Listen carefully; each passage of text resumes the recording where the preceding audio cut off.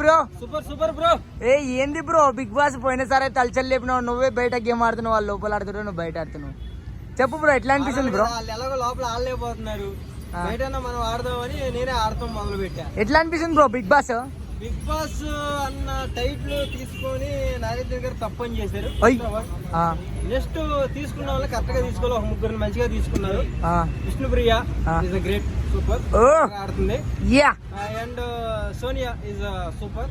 ఆమె స్మైల్ కి సోనియా సోనియా ఇంకా సోనియా తర్వాత ఇంకా మన శేఖర్ భాష కూడా ఇస్ గుడ్. అంటే ఇప్పుడు కూడా జన్నుగా ఆడుతున్నాడు అండ్ కామెడీ పండిస్తున్నాడు, సేఫ్ జోన్ కి వస్తున్నాడు. ప్రతిసారి ఈ కామెడీ అయితే పండదని నేను అనుకుంటున్నా. నైనిక గేమ్ ఎట్లా అనిపిస్తుంది బ్రో? Nainika is 0 bro.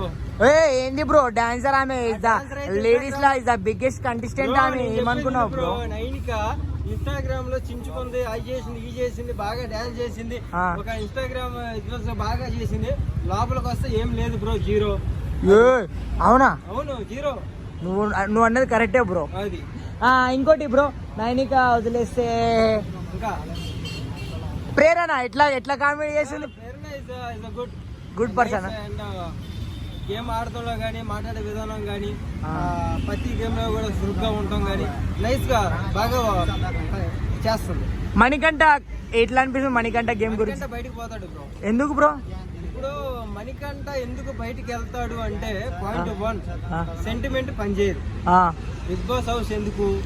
నీలో ఉన్న టాలెంట్, నువ్వు గేమ్స్ వల్ల నీ బలం ఏంటో, నీ సత్తా ఏంటో చూపించుకోవడానికి గేమ్.